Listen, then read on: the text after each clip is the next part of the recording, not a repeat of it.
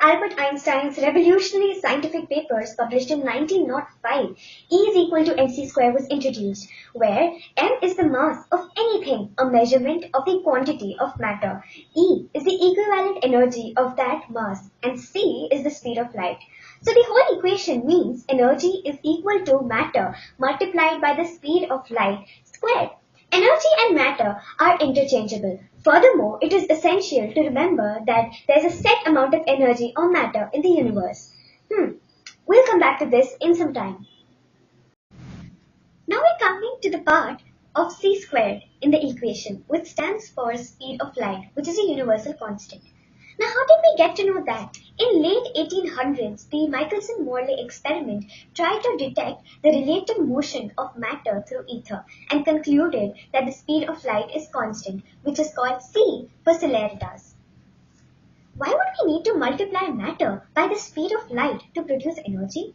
The reason is that be it light waves or radiations, energy travels at the speed of light, that is 3 lakhs kilometers per second, and which is equal to 186,000 miles per second. When we split an atom inside a nuclear power plant or an atomic bomb, the resulting energy releases at the speed of light is a large colossal number, and when squared is even larger, illustrating just how much energy there is in every tiny amounts of matter. A common example of this is 1 gram of water.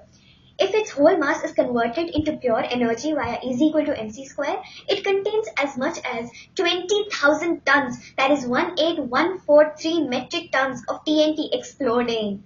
That's why such a small amount of uranium or plutonium can produce such a massive amount of explosion.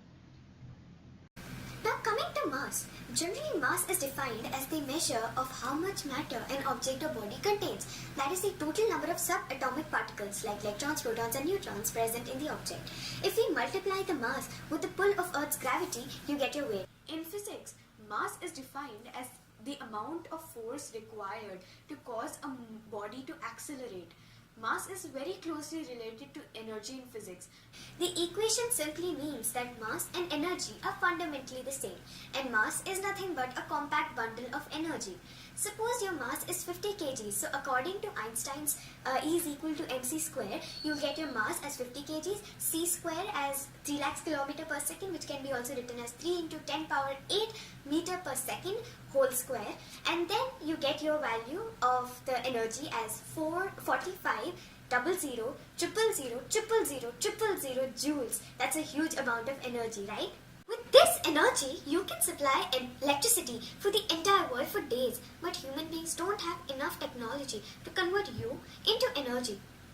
Why is this? This is because the elements with which your body is made are very stable, but radioactive elements like uranium and plutonium are not. Hence, part of the mass of uranium and plutonium can be converted into energy. Atom bombs which are made of these elements are a proof to this. Most matter that you will ever deal with is very stable. Some matter, however, is less stable. Uranium is a pretty good example of stable in nature but refinable. Now, what do I mean by this? I mean, when uranium is with impurities, it is much more stable than when it is pure. Refined radioactive materials are a lot more fissionable. In the broadest, most general sense, simply compressing or impacting of fissionable material will cause it to completely destabilize. The more stable the material, the greater the impact needed. Uranium is fissioned by compressing it with high explosives, while plutonium when you slap two pieces at the speed of bullet. Again, the higher the atomic number and the purer the specimen, the more easily it will undergo fission.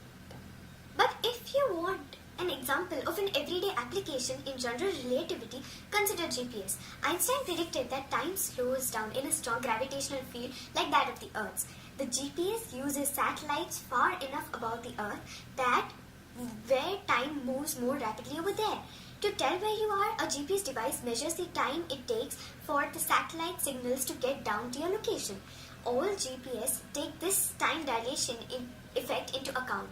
The fact that your GPS is accurate is one proof of the general theory of relativity. Einstein's equation opened the doors for numerous technological advances, from nuclear power plant to nuclear medicines to the inner workings of the sun.